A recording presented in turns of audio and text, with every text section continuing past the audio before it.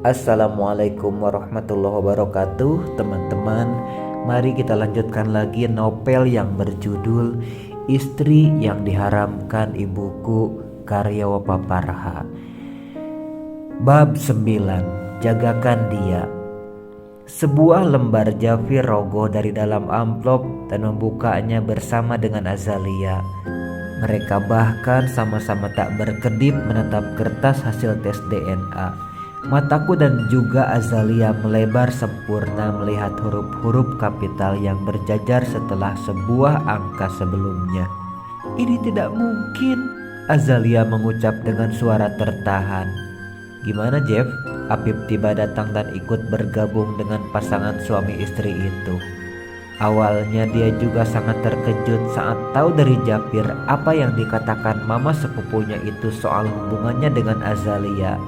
Ini sungguh tak masuk akal baginya. Itu kenapa dia yang tahu bagaimana besarnya perjuangan Jafir untuk mendapatkan Azalia ikut hadir atas permintaan Jafir. Dia akan melakukan apapun yang ia bisa untuk menyelamatkan hubungan mereka. "Ini tidak mungkin kan, Pip?" Jafir menyerahkan lembaran itu pada Apip dengan syok. Apip pun meraih lembar kertas yang membuat Jafir dan istrinya tampak syok dan panik tersebut. Sementara itu, Azalia yang tadinya berdiri seketika terduduk di lantai dan menangis sejadi-jadinya. "Ini gak mungkin," pekiknya tertahan. Suara tangis wanita itu terdengar pilu. Begitu juga Jafir yang terlihat tak kalah hancur daripada Azalia. "Ini mungkinkah ada kesalahan saat memeriksanya?" ucap Jafir pelan, sangat pelan. Kala menangkap sebuah keterangan 80% cocok, ia tak ingin menambah suasana hati sepasang kekasih tersebut semakin berkabut.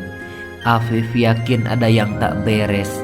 Selama 2 minggu terakhir, setelah tahu ancaman mama Jafir, dia bahkan menyelidiki bersama seorang detektif yang Jafir sewa. Mereka benar-benar tak menemukan jejak bahwa mama Jafir dan bapak Azalia punya hubungan.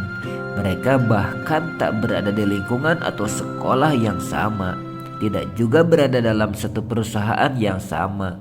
Atas alasan itulah ia membela Jafir dan tak memberitahu mama Jafir di mana orang tua Azalia pindah rumah dan tinggal sekarang. Jafir tak lagi mendengar ucapan pria yang selama ini selalu didengarnya itu dan menjauh begitu saja. Ia terlalu malu dan merasa bersalah pada Azalia yang ternyata adalah saudari sekandungnya. Mana bisa Jafir menatap wajahnya dan mengajaknya bicara agar Azalia merasa tenang, sementara di dalam dirinya sedang ada badai besar yang dia sendiri bahkan tak mampu meredamnya. Azalia sadar bahwa pria yang mengucap akan nikah bulan lalu telah bergerak meninggalkannya. Dia tak tahu harus berbuat apa sekarang. Hatinya terlalu sakit.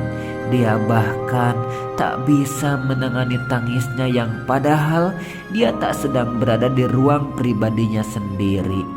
Lalu bagaimana Azalia akan memanggil Jafir dan bertanya apa rencana mereka ke depan sekarang? Afif kembali kebingungan. Dia ingin mengejar Jafir dan menenangkan hatinya, tapi juga tak mungkin meninggalkan Azalia sendiri dalam tangisnya. Apalagi hari sudah beranjak sore. Setelah berpikir keras apa yang mesti ia lakukan sekarang, pria tampan itu akhirnya terpikirkan sesuatu. Ia kemudian menghubungi adik perempuannya. Itu jauh lebih baik dan aman daripada dia sendiri yang harus mengurus Azalia. "Halo An, Assalamualaikum." "Waalaikumsalam Mas, tumben ada apa ini?" tanya wanita di ujung telepon. "Kamu sedang sibuk?" "Enggak sih, ini malah nunggu dosen gak datang-datang. Jadi aku mau langsung pulang aja. Gawat juga kalau terlambat pulang, bisa-bisa kena semprot mama." Gadis itu merepet dari seberang. Ah, sudahlah, intinya kamu sedang tidak ada kesibukan kan? Cepat kemari, aku Sherlock sekarang. Main suruh-suruh aja. Cari lokasi kan juga perlu kuota. Ya Allah, ini bocah. Apip menepok jidatnya sendiri. Anika tidak tahu kalau kondisi yang menimpanya sekarang sedang genting. Padahal baru juga kemarin setelah Apip gajian, pria itu mentransfer ke rekening adiknya jatah bulanan. Untuk hal lain dia minta tambahan. 300 aja mas, hehe. Anika cengengesan di ujung telepon. Kebetulan aku lagi mupeng sama outer yang diposting temenku mas. Kan mas tahu kalau selama ini aku jarang beli baju. Iya, mas transfer sekarang. Jangan lupa baca pesan penting mas. Jangan kelamaan juga kesini. Gak enak berduaan sama yang bukan mahram. Apa? Mas lagi sama calon? Mau ditemuin mama? Jaga mulutmu bocah, buruan kesini, tegas Apip yang tak suka ketika adiknya terlalu bawel dan membahas hal yang tidak tentangnya. Ah iya mas, maaf. Apip pun lekas menutup teleponnya. Assalamualaikum. Waalaikumsalam. Lelaki jangkung itu pun berniat menyimpan ponselnya kembali ke dalam saku. Namun di saat yang sama, Japir menghubunginya. Mata pria itu melebar, tak membuang waktu, ia pun lekas mengangkatnya karena ingin tahu apa yang harus dia lakukan sekarang pada Azalia yang secara otomatis bukan lagi istrinya. Halo Jaf, Assalamualaikum. Waalaikumsalam. Jaf, aku Viv, tolong jaga Azalia untukku. Apa? Apa maksudmu?